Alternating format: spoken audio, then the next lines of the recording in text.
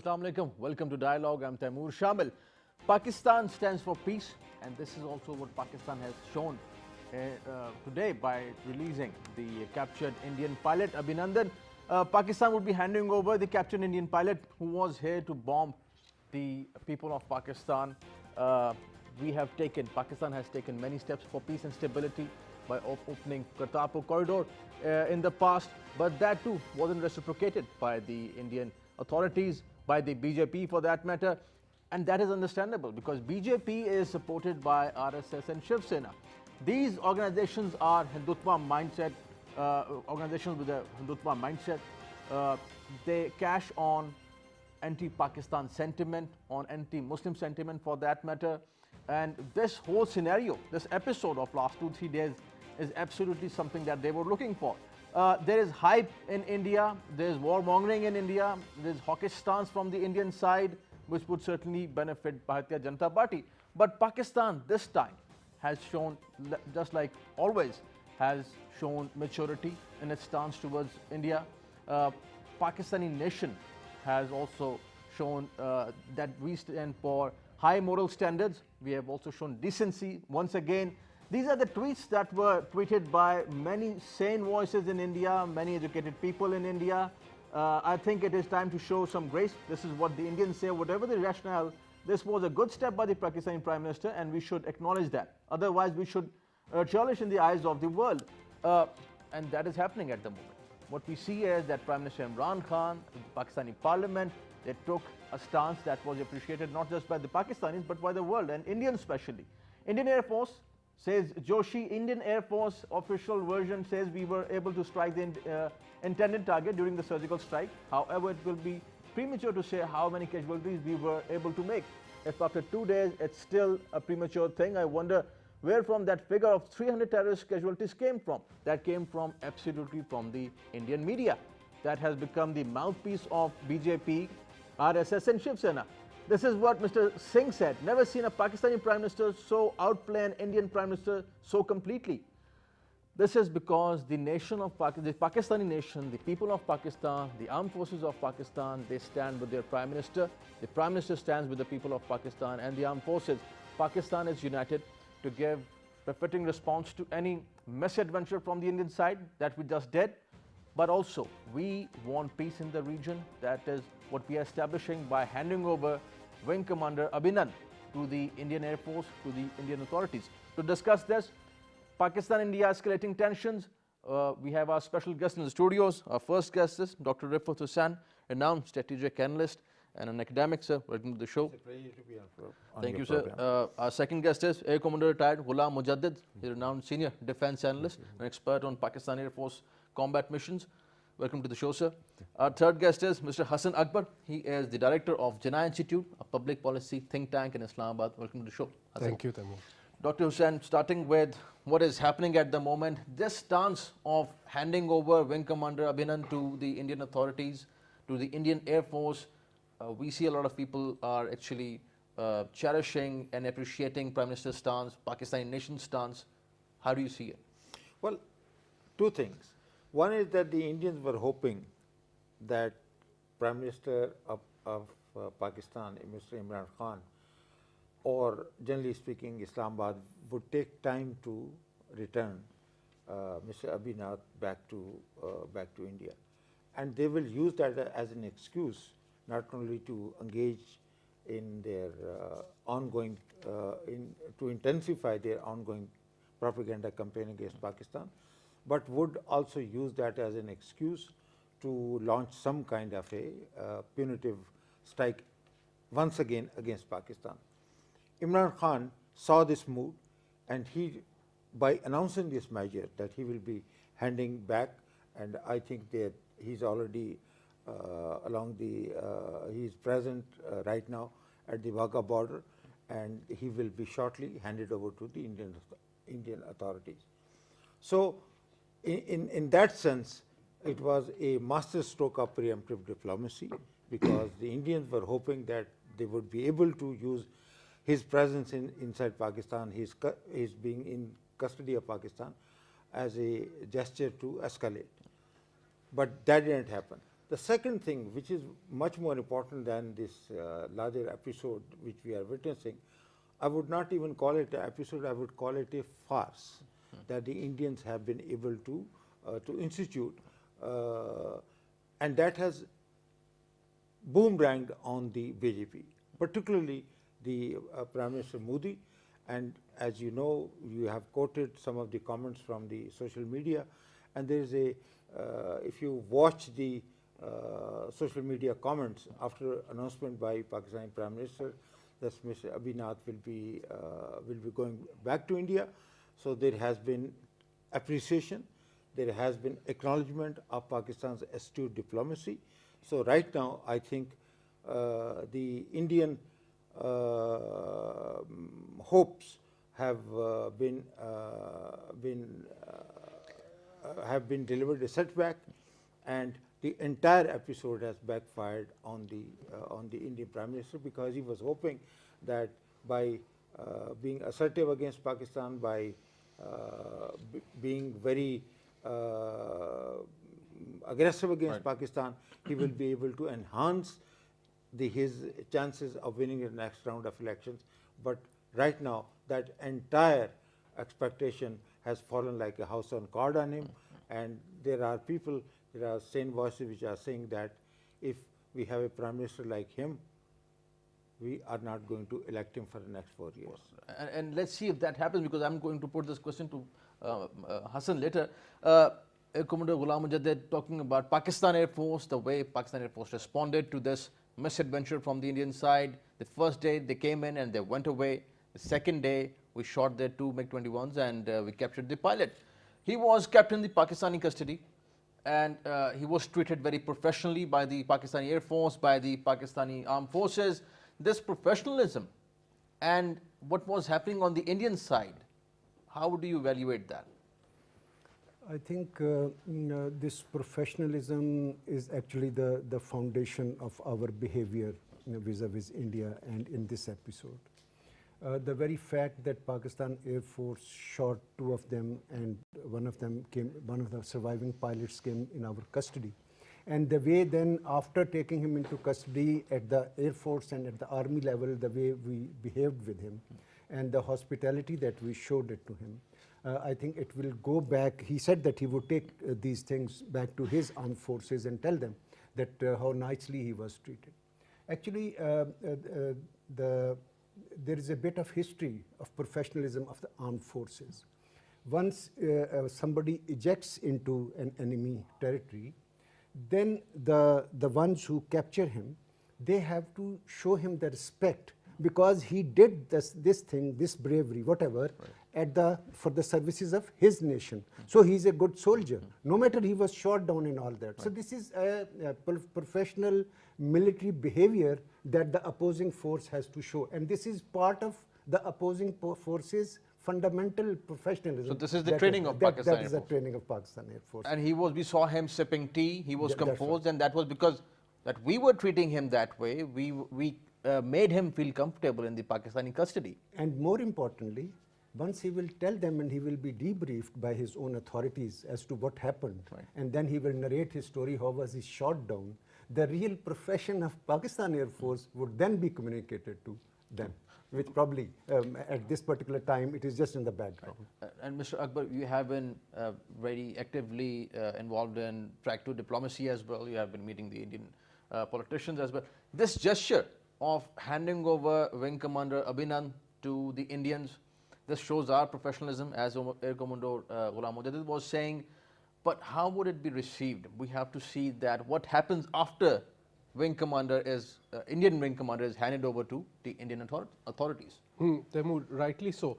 I mean, what will happen after? I think we're seeing some of the beginnings of a propaganda spin, which we have seen through most throughout this particular sort of events that have taken shape in the last 3 days. Indian television is today saying that this Wing Commander Abhinandan was responsible for shooting down the imaginary F-16, for which they have no proof to give. So we'll also have to watch, at his own professionalism, whether he will narrate his story of how he was in Pakistan, treated in Pakistan back in Delhi.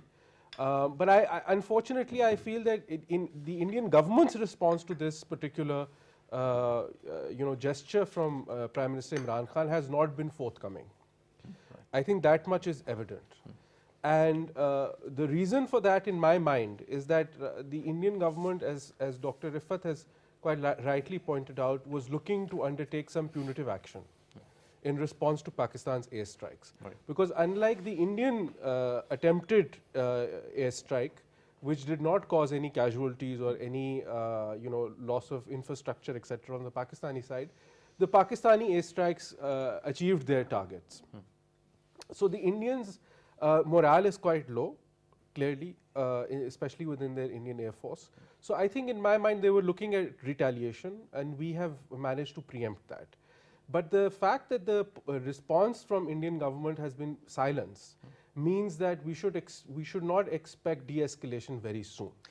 I think there's a high chance, likelihood of these tensions continuing for the next few days. And when Indian Prime Minister Modi said that this was just the pilot project, that was just something between the lines that he said, and he said that something substantial is yet to come. Yes, I think it's very important for us to understand, there is this backdrop of the elections, and a lot of analysts in Pakistan are also viewing it within that prism, that this is because there's an election coming up and Modi gains from this.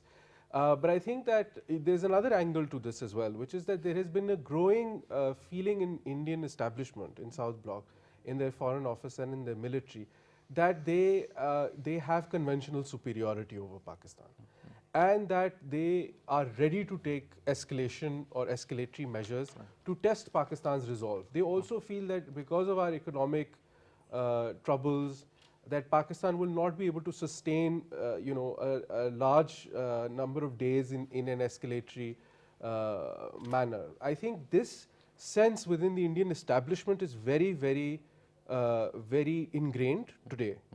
And it is very important for Pakistan. And I think the DG ISPR has hinted towards that. He said 3 very specific things in military terms, very specific things in his first press conference, where he said that we will dominate the escalation ladder and that we will have force superiority in local areas. And the third is that we will, full spectrum deterrence. So I think all 3 points by DG ISPR were meant to send the signal to India that escalation, or that if you imagine that Pakistan will not respond, this is a false understanding on the Indian part. So I think that is very critical. So, Dr. Hussain, at the moment there are 2 angles to this whole thing that is going on, strategic and political. Politically, the mood in India is very hawkish at the moment. This is exactly what Indian Prime Minister Modi was looking for. This is what Amit Shah and many of the people were looking for. Is this episode going to help them out in the upcoming election? This is what they wanted. Strategically and politically, how do you see it? Well, in my estimation, this episode is going to backfire. It has already backfired on the BJP leadership, particularly Mr. Modi, Ajay Doval, and the larger friends that he has in the BJP establishment. But initially, it's very important that this Indian attempt to launch the first airstrike against Pakistan, which did not succeed, and I'm glad that it didn't succeed. Otherwise, their designs were quite clear. That's why they had sent 12 MiGs, fully loaded, and by their account, there were 1,000 kg bombs that they were carrying. But once they met with the Pakistani defenses and Pakistani resistance, then they went back and they offloaded their payload. But let's not forget that this was an attempt to engage Pakistan Air Force and score victories against them. But that didn't result. That didn't happen. But the most important thing is that we have to see that once the Pulwama attack happened, it is no less two people from the American establishment. First is the John Bolton, who defended India's right to self-defense, one. Secondly, after the Pulwama attack and after the disaster that the Air Force attack turned into a disaster, Mike Pompeo in his statement said, what did he say? He said that India's counter-terrorism effort, in the wake of this, both sides should exercise responsibility, and additionally, Pakistan should take additional steps to deal with the so-called so-called terrorist sanctuaries that are operating in Pakistan. So, based on these statements, my assumption is that India would not have dared initiate this airstrike against Pakistan without the American support. But then the result, alhamdulillah, because of Pakistan's response and with the help from Providence, it did not succeed. After that, the Americans have changed their narrative, and now Mr. Trump is talking about reconciliation, good news emanating from Islamabad and New Delhi. Yeah. But let there be no mistake. I think Pakistan cannot drop its guard, because I would not rule out the possibility that after Mr. Abhinath Anand goes back to India, so there will not be another attempt for them to undo the losses that they have suffered. Right. Commodore Ghulam Mujadid, what Hassan was saying earlier and Dr. Hussain, strategically looking at the issue, Pravin Soni, Indian defense analyst, renowned Indian defense analyst, he said in his book, he said that there are two things primarily. One is the military force that India has been working on.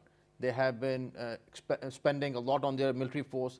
The second thing is military, the way how you use your military resources. Pakistan has been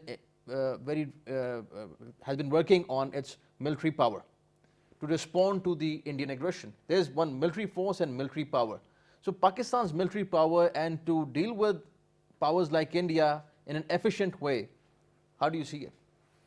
No, thank you very much. But then we come back to the basic equation between India and Pakistan, who are both nuclear armed states.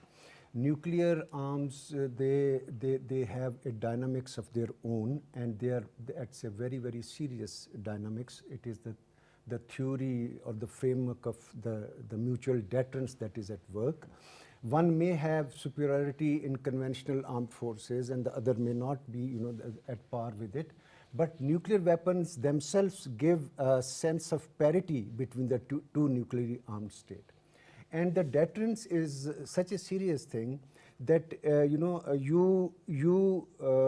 escalate it or you break it at your own peril, because whatever you will do, you will have to accept that the other will do the same. And if you are willing to take that punishment or that return and still survive only then you go and do that level. Therefore, given the destructiveness of nuclear power, as our Prime Minister also said yesterday, that it is unthinkable that we start to look at that. But then the thinkable becomes possible once an opposing power goes a step further and does this thing which is unthinkable between the two nuclear states, that you attack another state militarily, and then the dynamics starts. And DG ISPR interestingly said that let's not even talk about the nuclear war and anything like that, because everybody knows, India knows what Pakistan has, they know our strength, and action speaks louder than words. But at the moment, since we know how to respond to the Indians, that is interesting. They have the force, we have the power. Pakistan is battle-hardened country. We have been fighting the terrorist organizations very successfully. So giving them a response wouldn't be a problem for Pakistan. And that wasn't a problem for Pakistan. It is never a problem for Pakistan. What I am trying to say is that once you are a nuclear power yourself, I am talking on behalf of India, Right. then these trivial things like winning elections should not cause you to go against the very grain of that strategic thing that is between you. Elections will be there in India after every 4 or 5 years. That means every 4 or 5 years there will be a party who will be trying to put the existence of India at stake. I am not saying existence of Pakistan. Well said. Put existence of India. That's what I am hinting. That is what the dynamics of deterrence actually is. I think Commodore Saab has hinted at, and what Dr. Riffat was saying, at some very important facts, which I think when you analyze the situation should give us some hints about Indian thinking. Number one is that no country will undertake an escalatory measure like an airstrike without thinking of the consequence. So I am not ready to believe that India has had not worked out the escalation ladder for this particular crisis. The only reason that India was unable to implement that escalation ladder was because, to their surprise, we managed to capture the wing commander. I think that is something that we should keep in our mind. The second point that I want to raise here is about deterrence or mutually assured destruction because of two nuclear countries. I think we must also understand the Indian strategic mindset here. After Kargil, there is the belief in India that limited engagement or limited warfare under nuclear overhang is possible. And which is why they built cold start and all of those doctrines, which now, first they denied them, today they accept it, that we have cold start. Under that, India believes that it can engage with Pakistan in a limited engagement, limited conflict. For Pakistan, there are two things that are very important. One, Pakistan must tell the world that Pakistan's maintaining conventional parity with India is very important to ensure that nuclear stability remains in South Asia. Today we have proven that we have the capacity and capability to match India conventionally. We also have the confidence, which is why, unlike previously, DG ISPR said that nuclear is off the table, right? I think it's very important for Pakistan to maintain a minimum credible conventional deterrence with India, and we must show the world that as a responsible nuclear power, that Pakistan is able to conventionally match any misadventure from India, and we have showed that to India. So I think when you look deeper into the analysis of this particular situation, I think these are very nuanced points, which I think as we go forward, our own strategic community will evaluate. Right. Will evaluate, certainly. We'll take a break. We're discussing Pakistan-India relations and the tension at the moment that is there between Pakistan and India. We'll continue our discussion after this break. Stay with us.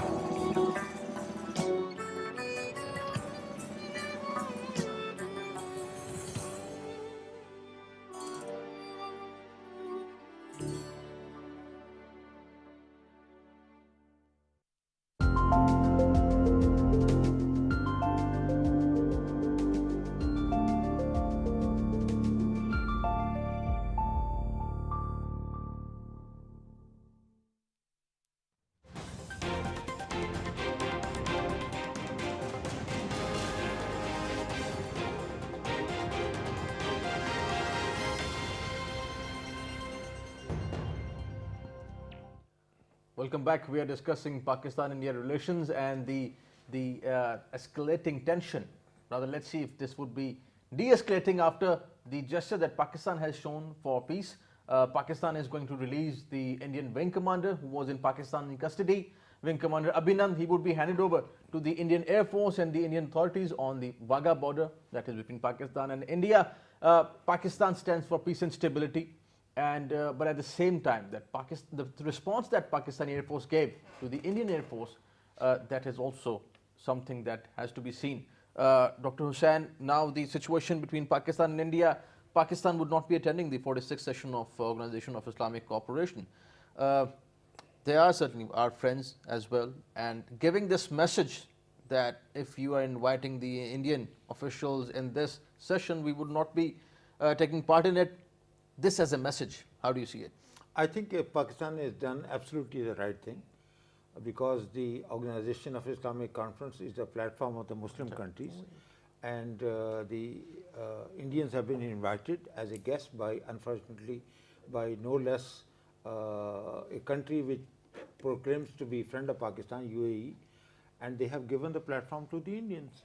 So if Pakistan would have participated and gone to this session, then Pakistan would be paving the way for the ultimate Indian acceptance of not only as an observer but as a full member of the OSCE. Even though India under Modi is quite clear that they are not only targeting the Kashmiris, they have left no stone unturned in terms of atrocities against the Kashmiris, but more importantly, there have been several incidents where Muslims have been targeted and the minorities in India have been targeted. So at least I think the OSCE members who are so keen to give India this platform should have waited for the outcome of the next elections, but they didn't. So Pakistan, I think, has absolutely done the right thing.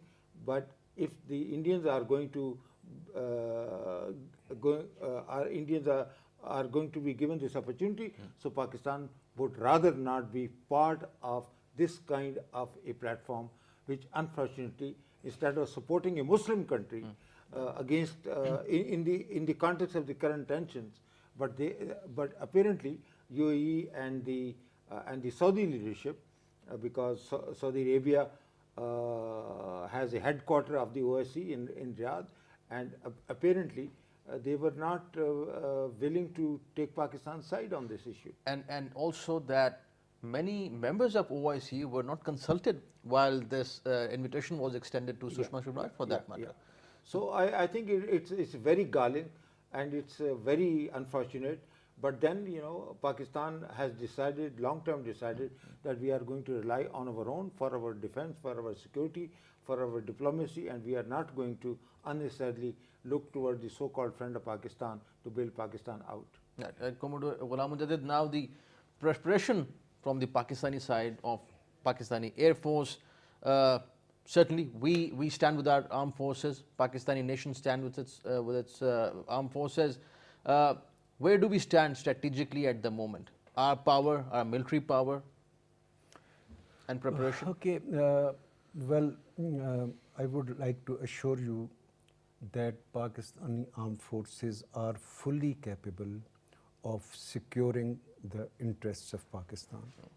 We are professional forces, and we have thought of all the possible, calculus that is there or that is forthcoming or something. And hopefully, inshallah, we will, prove equal to the task, whatever it is. May I also, because it is too much is in the highlight of media about the shooting down of the Indian plane, I would draw your attention to the statement made by the Indian Foreign Secretary of the losses that they suffered inside India. That they said that the strike that was from Pakistan side engaged targets and quite potent targets within India, and that has pinched them the most. That has inflicted pain on them the most, and that is the real worth of whatever our response was. So I just wanted to highlight that apart from the shooting down of the Indian planes and the number of pilots that are actually affected, they may be more than what is there on the screen. At least the strategic effect of this strike is definitely much magnified behind the scene than what it appears on the ground. Hassan, the strategic effect is very important. Capturing an Indian pilot, it certainly has an impact, political impact as well, strategic impact on the psyche of the Indian armed forces and the people of India and the leadership of India. So this incident of capturing the wing commander and then releasing him and handing him over to the Indian authorities, strategically, how do you see it? Well, I think it's a big blow for India. And I would not go into details, but just so much to add to what Commodore Saab was saying, that whatever has happened, you see, while the Indian public might not know about it, the Indian Air Force, the Indian Army in Kashmir, and the Indian government certainly would know.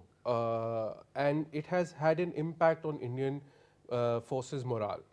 And I think that was very evident from the press briefing that the three services did yesterday, I believe, which was supposed to happen at 5, but they delayed it for 2 hours because of Prime Minister Imran Khan's statement, which again they got them off balance. Their services chiefs were supposed to do a major announcement, but they cancelled that, and then their, the three services representatives did that statement. They were completely confused. They refused to answer questions straightforwardly. And that clearly showed that their morale is very, very dented and down. And I think Pakistan has proven that once again that we have the conventional capability and that armed forces are confident in their ability to engage and respond to any Indian misadventure. I think strategically this is important because India must be given the signal, a practical signal, that any attempts at escalation will be met with an equal and a forceful and a decisive response from Pakistan. If we did not do this, while one could argue that Indian airstrikes did not result in any loss of life, did not result in any loss of infrastructure, so Pakistan could have not responded to the attacks. That's one thinking. But you see, why was it important? Number one, because India crossed the international border, committed an act of aggression and bombed Pakistan. Number one. Number two, it was important because Pakistan must establish conventional deterrence against Indian misadventure. Otherwise, this can go into directions where we cannot afford in the long run. So I think both those were achieved, both those objectives were achieved. It is a political and a strategic victory for Pakistan. Many Indian analysts, including Praveen Soni, who you were mentioning, and others also, have on Twitter and otherwise accepted that this round one, as they were calling it, has gone to Pakistan. Right? So if round one has gone to Pakistan, many opposition parties, many people in the defense and a defense community of India are now telling Indians that unlike your television anchors and generals who kept designing plans to attack Pakistan as if they were applying force to an inanimate object. Right? Pakistan has its own conventional capability, and we actually have the same menu of conventional responses that India has. There is not a single conventional option that India has that Pakistan does not also have. So I think that sort of false sense of bravado amongst Indians and Indian strategic thinkers has been broken. I think that's very important. Bravado, obviously, that is thanks to the Indian media. We'll discuss about that as well, because Indian media at the moment has become the mouthpiece of BJP, RSS and Shiv Sena, and all that they are telling to their own public is absolute lies and propaganda. I just want to highlight one thing about what Indian media is propaganda and lies. You see, today, most international observers have come out with actual satellite image proofs that there has been zero infrastructure or human loss by Indian airstrikes. Not one, but many American analysts at the Atlantic Council and others who look at open source satellite imagery have proven to the Indians, and now even Indians are accepting that there has been no loss. So I think that is the first proof that Indian claims of having attacked or killed X number of people were all false. And I think slowly and gradually the narrative is falling apart. And Dr. Hussain, how do you deal with such kind of neighbors? This warmongering, this hate, this propaganda, and as Commodore Ghulam Mujadid said rightly, that a political party which is ready to put the existence of India at stake after every few years. How do you deal with them? Well, the best way to deal with is not to fall victim to their false propaganda against you. That's one. But be prepared. Do not drop your guard. And as I fully agree with what Hassan was saying earlier, that Pakistan has the theatre level very good capability, which means that in a short, the Indian expectation was, they I think totally misread Pakistan's current economic difficulty. They thought that Pakistan is such a weak country, and they are under American pressure, they are under American sanctions, and Pakistan has no friends.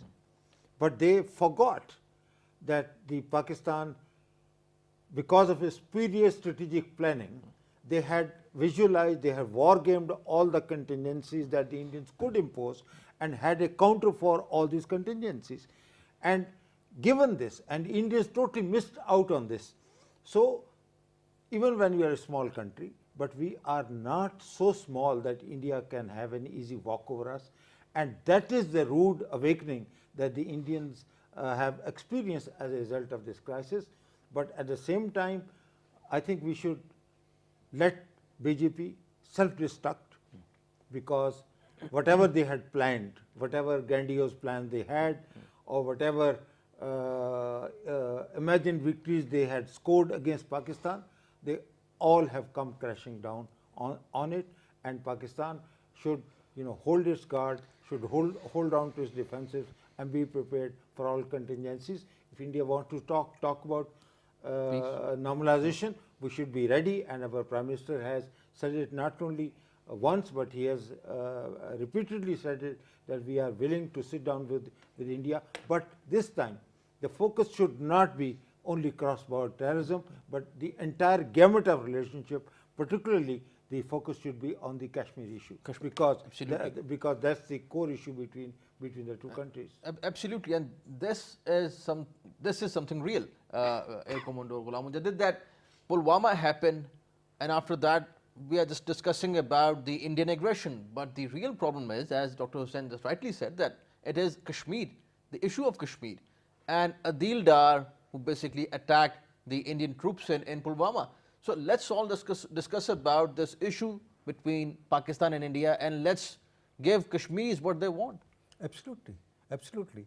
I think our Prime Minister was very forthright. He was very clear once he discussed this aspect of our relations with India.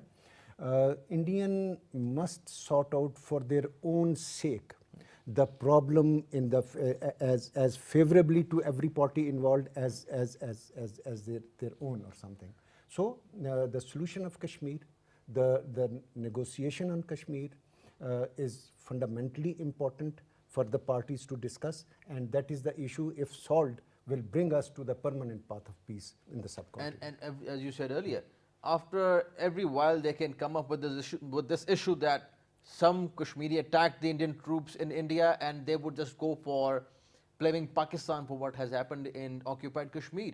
Resolving the Kashmir issue is indispensable. It is very important for both countries. So, yeah, if they are trying to now name Kashmiris as separatists. Unfortunately, the whole nation is being, they are themselves telling the world that here is the population under their control, called so-called Kashmiris in the occupied Indian territory, and they are separatists. And so therefore they are their enemies and all that. Is it the situation? Can they solve this problem by this, or the problem can only be solved by the solutions as just discussed by Dr. Riffat, and as discussed by in the National Assembly by the Prime Minister of Pakistan? Kashmir issue is the core issue, and we urge India, for its own sake, to kindly come to the negotiation table and involve the parties that are involved, and get over with the problem of Kashmir. Hassan? I think my reading of India's Kashmir strategy is that there's a grand plan. And India, or BJP's, I won't say India, but BJP government's grand plan has been to change permanently the status of Kashmir. Right. That involves 3 or 4 key moves from India. The first has been to remove Article 370 or change Article 335 to change the demographics of Kashmir Valley and Kashmir as a whole, which is right now the only Muslim majority province in India. So by removing the special status of Kashmir, India wants to ensure that it is no longer recognized as a disputed territory, and that its autonomy is removed, and that its special status is removed within the constitution. So that's number one. Number two plan of the BJP government has been to push Pakistan on Kashmir. Whenever the word of Kashmir comes up, Sushma Swaraj's statement, the fact that India's now gone to the extent of refusing talks every time we talk to the Hurriyat leadership, which was a given understanding between India and Pakistan for several years, decades, 2 decades, are all hinting that India's position on Kashmir is to permanently change the status and to change the demography of Kashmir and to change its disputed nature. Right. I think Pakistan must be cognizant of this. Even Kashmiri leadership that was pro-India, PDP, INC, that have taken part in elections, recognize this attempt by the center to change the status of Kashmir.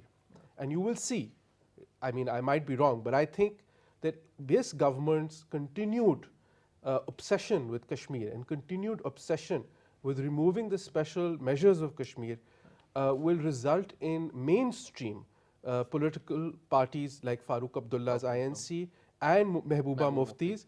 I think they're coming out very strongly against India. They have gone to the extent in the last 1 week to be, after these attacks against Kashmiris in the rest of India, to be very, they've very clearly told the center in India that if you revoke Article 35, for us that is equal to revoking Article 370, and our relationship with India will cease to exist. Right. So I think this is a very serious situation within Kashmir. So shortly, briefly. Very, very quickly.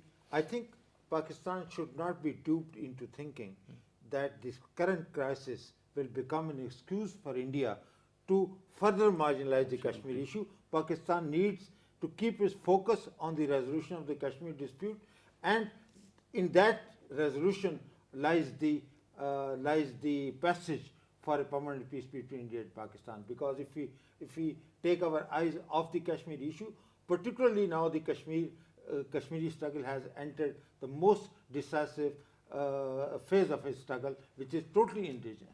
Right. Gentlemen, thank you for joining us. Dr. Riffat, thank pleasure having you on the show. Thank you for joining us. Air Commodore Ghulam Mujadid, thank you for your time. Thank you for joining us. Mr. Hassan Akbar, pleasure having you on the show. Thank you for joining us. Pakistan has shown the gesture for peace. The peace gesture is that Wing Commander Abhinandan would be handed over to the Indian authorities, to the Indian Air Force. This was an Indian pilot who came to Pakistan to bomb Pakistan, but we have shown that Pakistani armed forces are professional armed forces. We as a nation, Pakistani as a nation, are peaceful. We want peace, but at the same time, Pakistan would also give a befitting response to any misadventure from the Indian side. We hope and we wish that peace prevails in the region. Thank you for watching today's dialogue. See you next time. Khuda Hafiz.